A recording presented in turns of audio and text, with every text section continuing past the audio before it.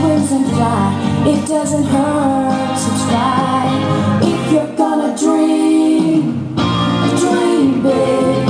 In everything you say and do, you'll see your greatest dream come true. 'Cause all of heaven is dreaming big for you. Don't be afraid to spread your wings and fly. It doesn't hurt to try. If you're gonna dream, dream big.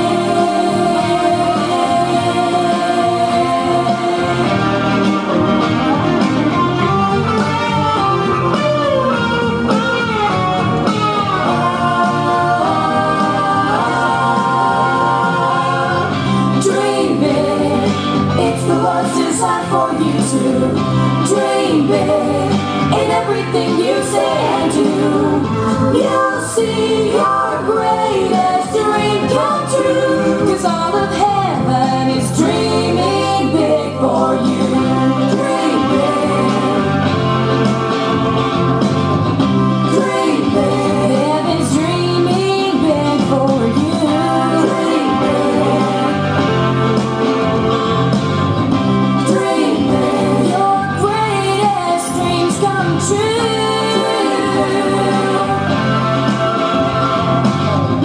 Dream big. God is dreaming big for you.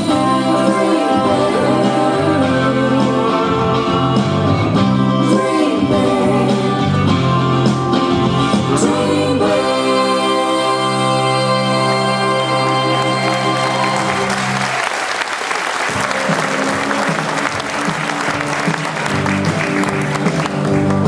Well, hold on tight to your dream. Hey, hold on tight to your dream. Yeah. When you feel your world is shaking, when you feel your heart is breaking, hold on tight to your dream. You can dream bold in God. You can dream bold in God. He knows your heart's desire. Let him set your heart on fire. You can dream bold in God. Keep your heart in tune and keep God on top. And never, no, never, no, never give up. Well, hold on tight to your dream. Hold on tight to your dream. Yeah. When you feel you just can't take it, when you think you might not make it, hold on tight to your dream. Keep your heart in tune and keep God on top. And never, no, never, no, never give up. Well, hold on tight to your dream. Hold on tight to your dream. Yeah. When you feel your world is shaking, when you feel your heart is breaking, hold on tight to your dream. Hold on tight to your dream. Well, hold on tight to your dream.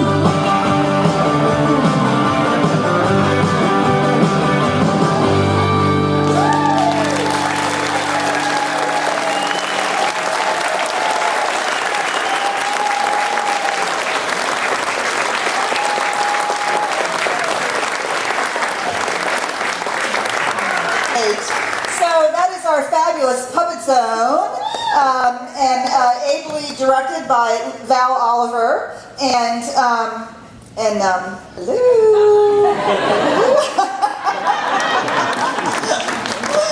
So they're going to be out here momentarily. They're rapidly taking care of the props, and but they're going to come out here and take a bow first. Okay, Val, Oliver, Beckett, Jeremy, Ruth, and Ifayemi.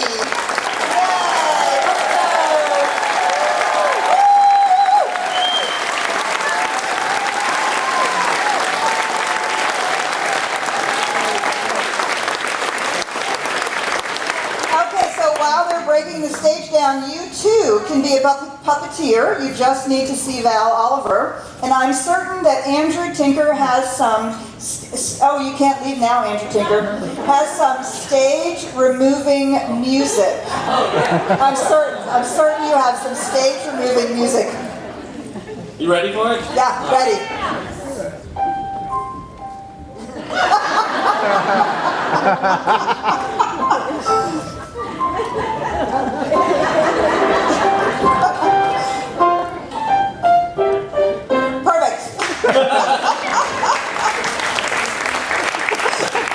Yay! Thank you so much. So that was a big dream that Val had a number of years ago, and she came and she showed me some information, and she said, "Couldn't we have a puppet zone here? Couldn't we do puppets here?" And she's been dreaming that dream now for a number of years, and we've had many beautiful things like this because Val was willing to dream big. And thank you. Yeah. And then, then the other side of that coin is, of course, that people caught the dream.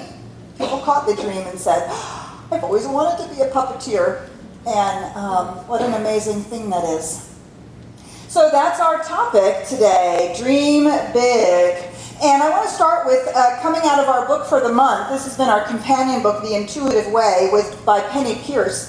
And I hope that you have spent some time with it. Many people ask me, well, how do I access my intuition? How do I know whether it's my intuition talking? I don't really hear my intuition.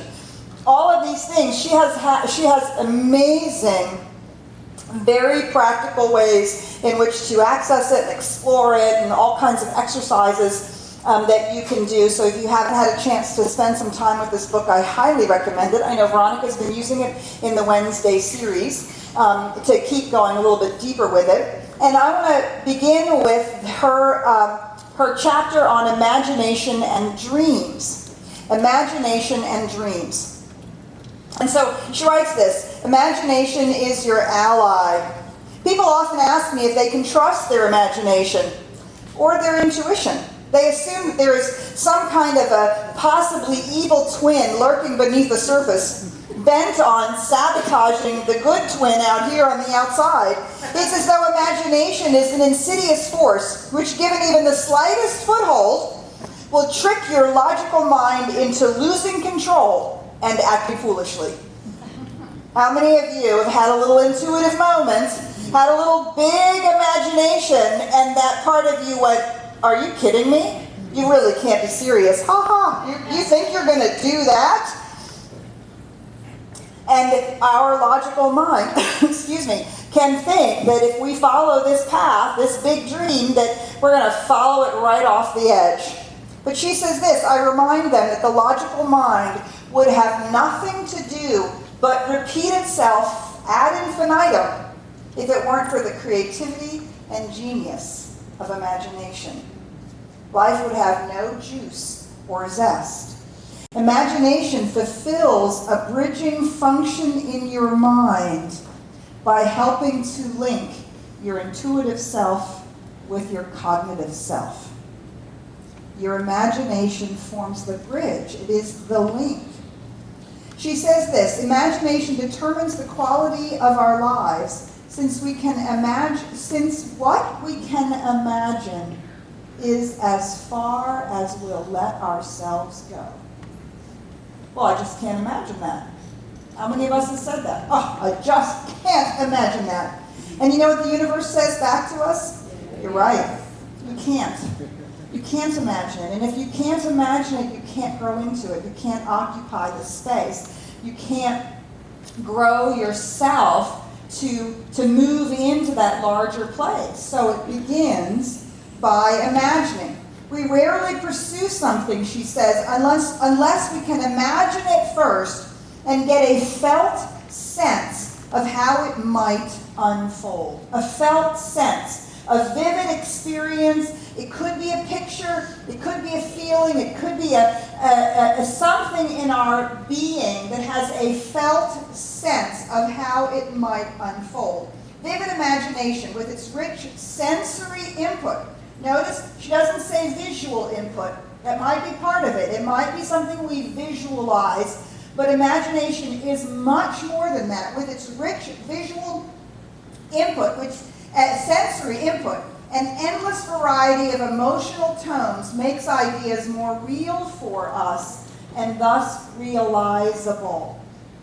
So we actually begin to imagine what would it be like? What would it be like if I went back to school? What would it be like if I took that job? What would it be like if I moved someplace? What would it be like if I did that thing? You see, we actually begin imagining it, and we put ourselves in that position. We grow the space. We walk around inside of it, and we see, well, how do I feel? How does it look? What is it like? Do you see that? That begins to give us a felt sense of it. And by imagining these possibilities, not just in wishful thinking, but you see, by imagining it as if we were really inside it, as if we were really experiencing it, that's what grows the space for it to become realizable. She says this: your entire personality, both your innermost and outermost self, is your soul taking shape. No part of you is false or unworthy. If you trust your imagination to be the voice of your soul, then the greater your imagination, the more your true self can become real. Your imagination is the thing that clothes. It's a hard word to say. Your imagination puts clothes onto your intuition, that movement, that inner impulse, that possibility. Do you see? It comes from inside and begins to bubble up, and your imagination begins to reach for things that you recognize so that you can experience what this urge, what this inner intuition is. You begin to clothe it with your imagination so that you can walk around inside it and go, oh, yes, I want to go do that. Or, oh, I walked around it and it sounded like a good idea, but you know what, there's too much about this that doesn't work for me or I don't like or doesn't feel good. We have that, as we experience it through the faculty of our imagination. I mean, she goes on to say this: imagination is fluid and flourishes in a playful environment. To be playful, you need a positive attitude. And a truly positive attitude is natural to the soul and requires no willpower to maintain. So we're playing with this idea. We're playing with the ideas that we have. Do you see? We're imagining, well, what would that be like? How would we experience it? How would it feel and look? And literally, we're just playing with it. We're playing with the idea. And this grows our ability to see ourselves actually in it and to begin to see how it might show up. In your imagination, you can try many paths of action without being limited by the earthly restraints of time, space, stress, uncooperative people, or limited financial resources. You can be outrageous and play with anything that your mind can dream up. So for us to dream big, for us to dream bold and dream big, we want to begin to access this faculty of imagination and to try on, well, what would it be like? So a great place to practice this, to dream big, is to ask yourself, no, don't ask yourself this question. Tell yourself this. This is a quote attributed to Goethe. Whatever you can do or dream you can do, begin it. Boldness has genius, power, and magic in it, because it is that imaginative faculty that is carving out that larger space. So here's the question. Here's the first place to start. How big is your God? How big is your God? Now, we use that term lightly, the term God, and in the last few months I've been encouraging my students in various of my classes to simply abandon the word God altogether, to expunge it from your vocabulary for a while. Why? Because the word God has already an imaginative field around it. It's already filled with the images and the ways in which you have imagined God to be, often still stuck in a childhood idea of what that is, often coming from our past experience of spirituality or religion. And we take up a new idea, an idea of a dynamic creative universe, a spiritual universe, a universe that is conscious in some form or fashion. We speak about an infinite reality, we speak about an infinite life, we speak about an infinite law of cause and effect, and about how all of this works. And then we use the word God. And so while we're using all these words of infinite reality, and we use the word God, do you see how that word immediately calls up into our imagination perhaps something that is actually smaller than this notion of infinite reality, infinite one, infinite presence, infinite power. So I invite my students, and I'm going to invite all of you, for a little while, to simply stop using the word God. And when you want to point toward that idea in your own consciousness, use another word, the divine, the infinite reality. Oh, let's just take infinite reality for a minute. Infinite reality, we see pictures of it from the Hubble telescope. Well, at least we see pictures of an infinite universe, or that part of an infinite universe that we can see. This is the thought experiment that I do. Infinite reality. What in the world does that mean? Well, I've seen images of the solar system, so I can imagine the solar system in my mind. I can pretend that I'm a little being floating out in space, and I can imagine the solar system. And then if I stretch my imagination a little further, right, I can imagine the galaxy that we're in. I've seen computer images of that, and we're like this little tiny point somewhere on the outer wheel of the outer arm of the galaxy. And I know that's the Milky Way that's across our heavens. Somehow I can imagine that. And now I can remember images from the Hubble telescope of little galaxies that are all over the place, and actually they're barely bigger than stars. And now I can imagine that all of that is just a portion of infinite space. Do you see it? We can continue to imagine out in all directions until we can't imagine it anymore. But that's a whole lot bigger than where I was before. Do you see? By imagining it, I've actually begun to take up that space, to have a felt sense of what infinite reality means. Do you see? Oneness. What in the world does that mean? Have you ever actually tried to imagine oneness? Well, you and I are one. You're over there, I'm over here. You look different than me. So what is it? What part of us is one? Well, I can imagine that it's the life that we share, like the flame that goes around on the candles. It's all the same flame. Oh, I can begin to imagine that. I can imagine the idea that all the leaves on the tree are all served by the same sap. It's drawn up from the trunk. And even though the leaves all look individual, they're all growing out of the same tree, and they're all served by the same sap. So somehow they're all one if I look at the tree as a whole, but I could look at an individual leaf. Leaf and tree. Oh, wait. I'm starting to get a felt sense of oneness. Do you see the leaf is a part of the tree, but it's also itself, but it's a part of the tree, but it's also itself, but it's a part of the tree.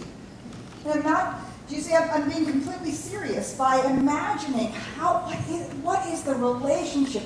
How does that work? Can I feel it? Can I sense it? Can I see how those two things are one and not one, seemingly separate but part of the whole? Now there's you and the divine. Now there's you and life. There's me and life. Do you see? I can begin to imagine, oneness. I'm carving out a larger space, a larger experience, a felt sense of this new reality.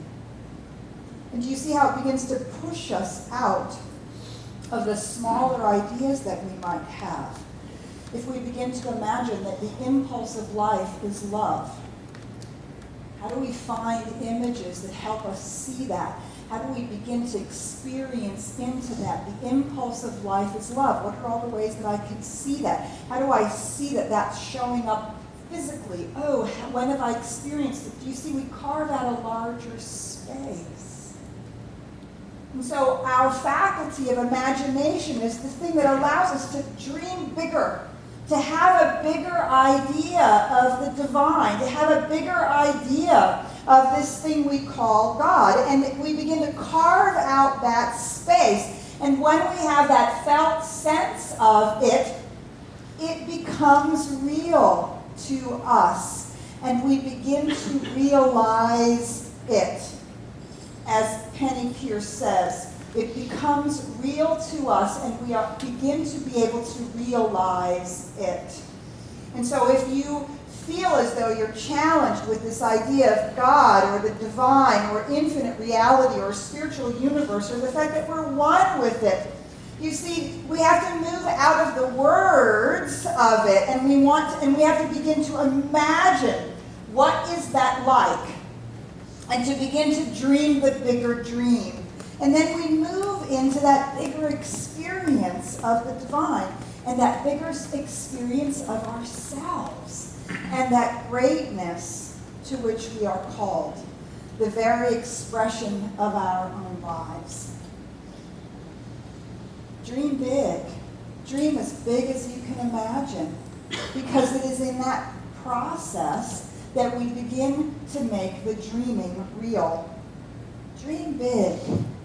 So I want to talk about some really big dreams. The Center for Spiritual Living, we have a lot of really big dreams. I have a lot of really big dreams. And I notice that we talk about it a lot at the Court Council, and we talk about it in staff meetings, and we talk about it in meetings that we have, but we haven't really talked about it in the larger context, so that we can all dream big together, so that we can all imagine the possibilities and begin to have a felt sense of what would it be like, what is it like when we imagine and dream these big dreams.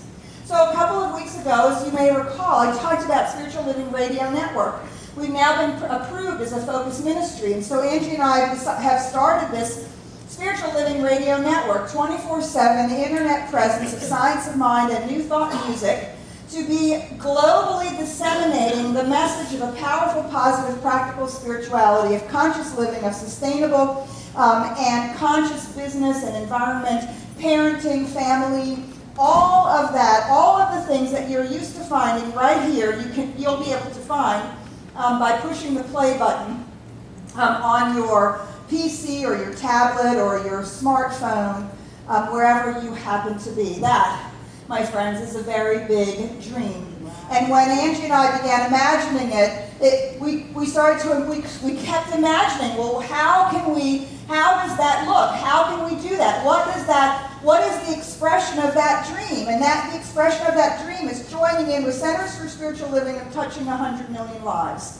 Spiritual Living Radio Network is a part of touching 100 million lives globally across the planet and right here around the corner. So, not just touching lives globally, but also wanting to touch lives individually and personally. Here at the center, we're completely reimagining our education system. We recognize that we have a powerful education system that we get from Centers for Spiritual Living. It's our Science of Mind and Spirit track. Many of you have taken it. It starts in Foundations, ends with Inward Journey, and it's a powerful process of moving through our own spiritual deepening. But we're imagining, how do we begin that process with a whole bunch of little smaller classes that will invite people into our doors, that will feed them in a way that we have all wanted to be fed before we even heard of Science of Mind or Centers for Spiritual Living. Classes that invite people to come to this teaching through a scientific point of view, through a psychological point of view, from a neuroscience point of view, from a conscious living point of view. and imagining what would that be like if we expanded our education system into a larger way of serving our Dallas community. And then the other side of that coin is, I know, you know, that there's a boatload of people in this room who've taken a lot of classes, and you are going spiritually deeper and deeper and deeper and deeper, and you're practicing these things in your own life, but you have no call to be a practitioner or a minister. You're not called to service in that way. You're called to service in other ways. You're called to live your greatness and continue to deepen. Well, where do you go after the classes? After you've taken all the classes. So we're imagining in a whole series of classes called Life Mastery, beyond our Science of Mind classes, and so that we can collectively continue to deepen. Whether you want to deepen spiritually, whether you want to deepen in leadership, whether you want to deepen in the way in which you're applying this in your own lives, but a continually deepening process. So learning for life, learning for a lifetime, we're completely reimagining. And if I let this imagination go far enough, clearly there's not just going to be a Peace University in Costa Rica, but there's some sort of university getting started here. I don't really know what it looks like, but let me tell you, it's a very big dream. As you know, we are dreaming our new building. I have no idea if this is what it looks like. But you know what? This is what it feels like. This is what it feels like. I don't know what it looks like. It's a very big dream. It's a place where people will come and they will be served like we are served here, simply by walking on the grounds, simply by being in the space. I don't know if it will look like this. I don't know that we'll build it. We may buy something and completely reimagine, like we did here. Completely reimagine what we buy. But it's a big dream. And I don't even know if everything that we do will be in the same location. You know, we can't go very far, right? Because we all want it to be somewhere around here. It's not like we're going to be like Prestonwood and we're going to go somewhere north and buy 40 acres. We're going to be somewhere in here. So we may actually be in 2 or 3 locations, all of them in service to this dream of the Center for Spiritual Living, serving this community called Dallas-Fort Worth in a way that brings this powerful, positive teaching to as many people who are called to it. We are dreaming big. And let me tell you something else that I think is absolutely fascinating. I was so excited to see this. Our building committee is completely self-selected. We just put it out there and we've got 10 people to be on the building committee. Okay, we have the most amazing building committee. We have people on there who are LEED certified, who are architects, who are data people. I mean, all kinds of people. It's extraordinary, completely self-selected. We have virtually everything we need. Interior decorators, whatever. Three of the people on the building committee, it's self-selected to be on this building committee. You know why they're on the building committee? Because, by God, they're ready for us to have a school. So we're dreaming big. We're dreaming about our school for our children. We've been talking about this for years. We've been casting the vision for a school for our kids, a place where people can send their children who will not only get a whole-brained, well-rounded, incredibly rich education, but within a spiritual setting, a positive spiritual setting that nourishes each person's uniqueness, each child's greatness, each one of them being seen as an individual. That's a dream we've been dreaming for a long time. This year, someone is going to pick up that dream and say, now is the time, because we're building for it. I don't know how, I don't know where, I don't know what, but I know that the dream is really big. And it's coming out of this extraordinary thing that we have been imagining together. You're never too old to set another goal or to dream a new dream, C.S. Lewis says.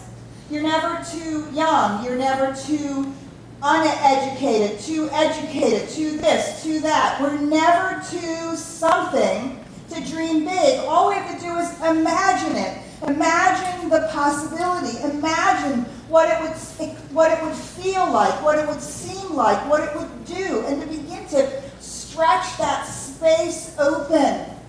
To open that space so that we get a lived, felt experience of it.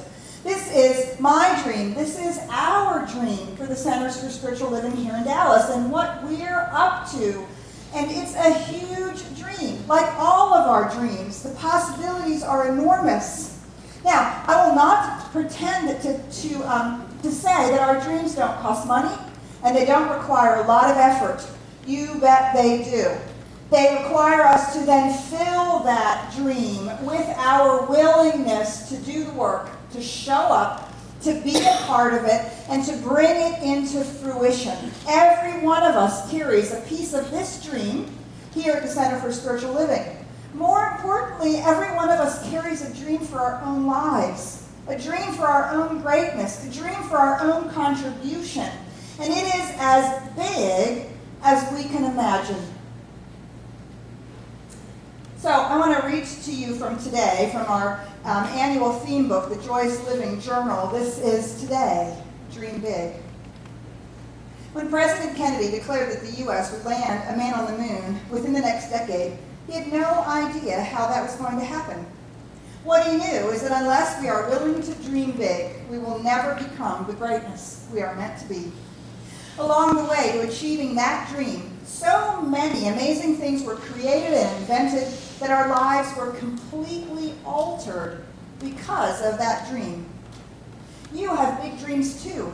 These dreams are Spirit's impulsion to live and love, to grow and give as you, through a full, rich life that contributes in a meaningful and powerful way to all. So go ahead, dream big. You cannot outdream God. Live fully. It's never too much for Spirit. Explore new things. It's how life is evolving. Love extravagantly. It's really the only game worth playing. Every time you embrace something more, greater, deeper, richer, or higher in your life, you are expanding how much of life you live. What is your big dream? Let's pray. So, just taking a moment to breathe in the possibilities of life and love, the possibilities that we have imagined. Let us take a moment and admit them to ourselves. Let us take a moment and revel in the possibility that those things that we imagine, that we could actually cloak them into a real experience. There is a life and a power and a presence within us, within each of us, that is seeking forever to express itself, that is the greater yet to be, that is our greatness, that is our gift to the world. This morning, let us imagine its flowering. Let us imagine it blossoming into something new, something that has never been dreamed before. And as we know that we dream this dream, we know that Spirit lifts us and loves through us and is us and gives itself to that dream as us. And that everything we need is already at our fingertips. Because we live in an infinite reality. We are supported by an infinite love. We are lifted by an infinite presence. And we are compelled by an infinite power into this great gift that each one of us has. So we allow ourselves to stand in the big dream, knowing that it is already the manifestation of love itself. We let it explode into the universe, and we trust in the support that we are given. We call it good, we call it blessed, we call it alive, and so it is.